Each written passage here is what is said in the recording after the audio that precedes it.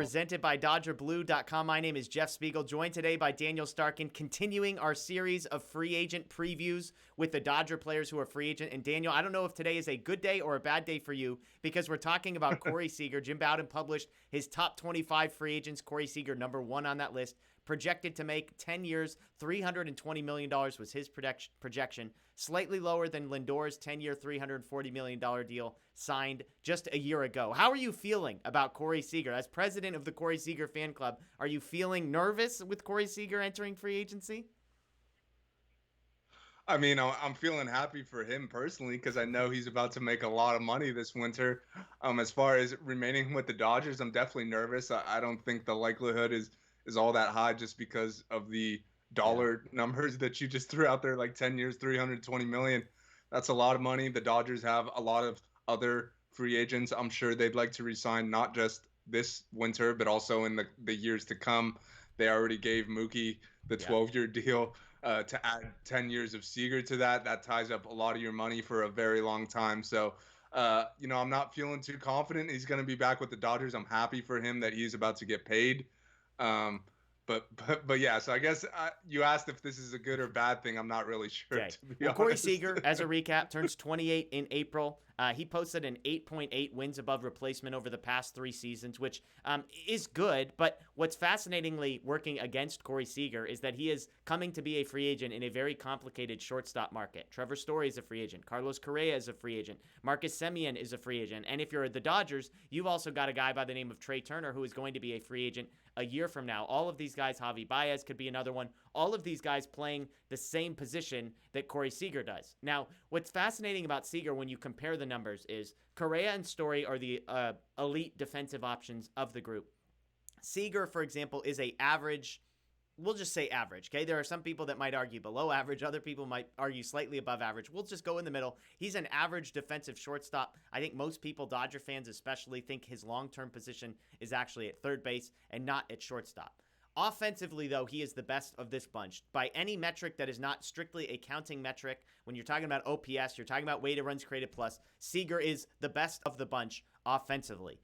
The reason counting metrics don't reflect that is because Corey Seager has missed a bunch of time. If you look at his injury history, he played 95 games in 2021. He played 52 of 60 last year, 134 games in 2019, just 26 in 2018, just to go back. Now, there is some nuance, and you've pointed this out in conversations before. Last year, he got hit by a pitch on the hand. That is not an injury-prone problem. That is bad luck. The rest of his stuff, when you're talking about a back and you're talking about a hip and you're talking about a hamstring, those are the ones that concern you. So before we get into anything else, let me ask you about the health piece. How confident would you be, and even if you can get that number down to an 8-year contract, how confident are you in the health of Corey Seager over the next 8 years? I'd say not super confident. I think it depends where he's playing. Like at shortstop, that's putting a big Yeah. burden on his body. Like you got to cover holes to your left, holes to your right. You got it. You're doing something on pretty much every single play, whether it's cutting off, fielding a ground ball, obviously, and throwing it. So I definitely think there's legit concerns there. I'd say him moving positions to like third or first base. I think that kind of alleviates some of that. Like you're less likely to get injured. You don't have to move around as much at those spots. But I just think, I don't think we've ever really seen like a 6'4", 6'5" shortstop remain there and remain healthy for an entire career. So I'd say if you're giving him 8 to 10 years, if you could get 4 good years out of that, you'd take it. And I don't know if you'd even get that, but I think he's proven that when he's healthy, he's an elite player. So at least that. But I definitely think the health would be a concern just because you're giving out the Yeah. long, 10-year deal. Or like if it was a 2 or 3 year deal, I don't think you're nearly as concerned like the guys in the prime of his career. I definitely think moving forward, he's still going to be elite for at least the next few years. But if he's going to remain at shortstop, like you said, some of the injuries he's had are concerning. Like he's had back issues. He Yeah. had hip surgery. He had Tommy John surgery, which he's not a pitcher, so it's not as concerning, but it's still an arm issue. He's kind of dealt with all the above. Yeah. Hamstring is another one, so it's kind of all over the body. So I definitely would be a little bit concerned, but I also think at the end of the day, like it's Corey Seager. There's not a whole lot of players like him when he's healthy, and also like you don't have like you're gonna have to pay him that money regardless. Yeah. Like someone else is gonna pay him that fat, so it's not like you're getting a discount because he's injury prone. So if you are gonna resign him, I definitely think you're a bit worried about that stuff. But I also think at the end of the day, like he's such an elite player that you just kind of hold your breath and hope he stays healthy because if he does, you know he's Yeah, gonna be really good on the the field. health is really the only question mark because one of the things he does at an elite level, Yeah. his hard hit percentage, 45% of the time is a hard hit ball. 10.3% of the time he's barreling up the ball. Those are like elite numbers from Corey Seager, and those are For metrics sure. that they have shown, I guess, that those sort of sustain over time. Those are metrics that you want to bet on. So Yeah. really, offensively, you have no concerns. Defensively, if you imagine he's going to move to third base at some point, and he'll probably be an above average to average defensive player at third base. So defensively, you know what you're signing up for. It's going to be good. It's not going to be great. Offensively, you know it's going to translate. The only real question is the health. You know, I was interviewing Scott Van Slyke earlier last week, and we were talking, and I was like, you know, kind of Trea Turner or Corey Seager, and he was like, there just aren't a ton of left-handed hitting power shortstops that you can get. Like, the fact that he hits left-handed, the balance that he brings to the lineup is interesting. On the other side, I've always wondered, we know that Corey Seager does not fit the mold of what the Dodgers like when it comes to an offensive approach. He has a grip it and rip it swing at the first pitch. Please don't misunderstand. I'm not saying the Dodgers are going to walk away from Corey Seager because they don't like that he's too aggressive. I'm just saying, clearly, if they were creating a player in a lab, Corey Seager's aggressiveness is probably not what they would draw up, but he fits so perfectly in their lineup that it's a really fascinating thing. And I think that brings us to the last piece of the Corey Seager conversation, which is somebody we've mentioned, and that is Trea Turner. The Dodgers have a guy who basically is about the same age as Corey Seager, could play the same position as Corey Seager, roughly the same, roughly as well defensively. Trea Turner actually grades out better offensively than Corey Seager, if you believe that. Over the last 3 years, he has a 900 OPS to Seager's 876, a 135 weighted runs created plus to Corey Seager's 131. And obviously, Trea Turner has played more games, so he has 59 home runs. Seager would have more home runs if he had played the same, but Trea Turner's played more games, 59 home runs, and obviously 1,000 more stolen bases from Trea Turner as well. So I've said all along that if it were me, I would lock one of these two guys up, because what you can't do is walk away from next offseason with no shortstop, no plan for the middle of your infield. And it has to be either Seager or Trea Turner for my money. I think these guys are that good when we're talking about, well, what about Bellinger, those types? I think Seager or Trea Turner is a more important decision. Obviously, it's the one in front of you. We know Trea Turner hasn't been good in the postseason. Corey Seager has a World Series MVP under his belt. Corey Seager's postseason numbers outside of that 1 year aren't necessarily amazing in the postseason, so that's worth remembering.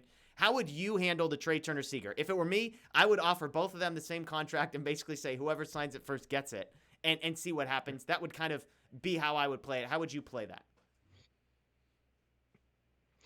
Yeah, it's definitely tough just because like when you're comparing just the players alone, like they're not similar, but they're similarly productive, I'd say. Like they're both really good players. You could poll 100 people on who's a better player between Trea Turner and Corey Seager, and you might get 50 answers for Trea and 50 for Corey. I definitely think Trea isn't as much of an injury risk, so I think that's why maybe a lot of people would lean him.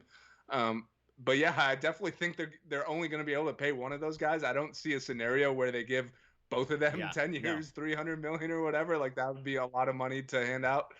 So I think it would be interesting to see. I think, probably an ideal scenario is if you do re-sign Corey, then you have them both for one more year. Whereas if you give Trea an extension, Corey's gone. So you could, in a perfect world, you could re-sign Corey and then in a year from now figure things out. Like if Trea comes and has an MVP season, then maybe maybe you're more willing to pay him too. Maybe you're make some trades to free up some other money or whatever. But I definitely think they're gonna do what they can to keep one of those guys. I don't know if it'll lead to a Trea Turner extension this winter if Corey does decide to leave. I definitely think if that happens, they definitely should offer him.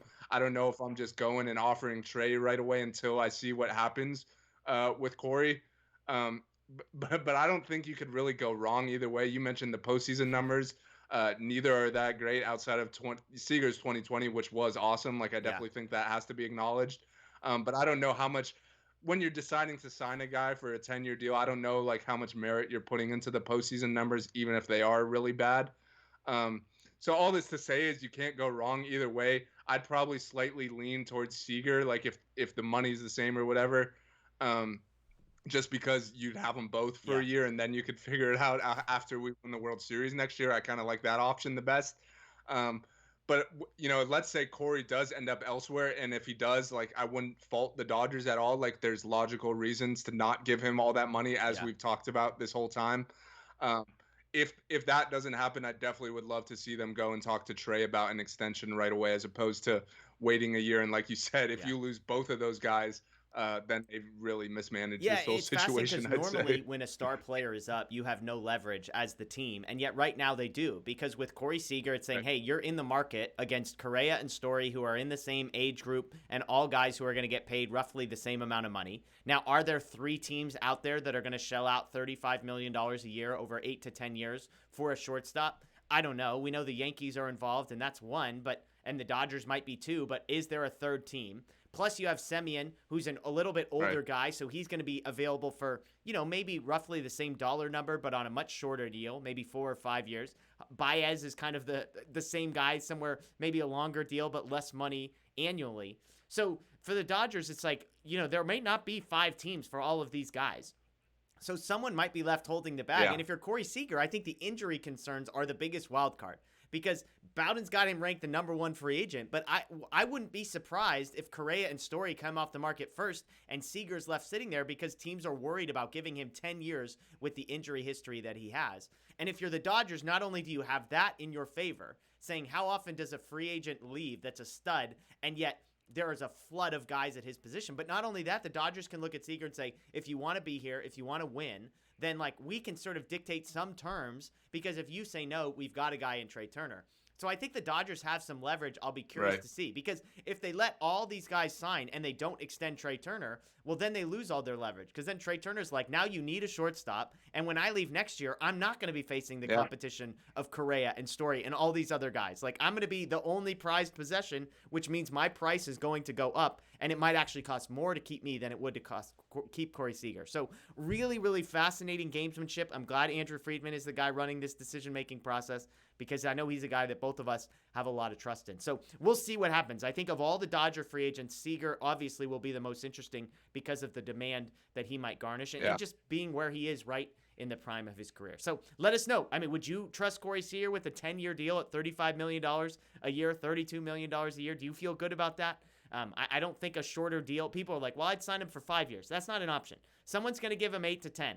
So the question is, would you give him 8 years and $35 million? Would you give him 10 years and $32 million? Those are the decisions Andrew Friedman and company have to answer. So let us know in the comments below. That's Daniel Starkand. My name's Jeff Spiegel. Check out DodgerBlue.com. Dodger Blue 1958 everywhere on social media. And of course here, Dodger Blue 1958 on YouTube. We'd love if you'd subscribe, ring the notification bell as well. We'll see you next time. The best team holding a trophy high in the air. The Los Angeles Dodgers, champions of the baseball world.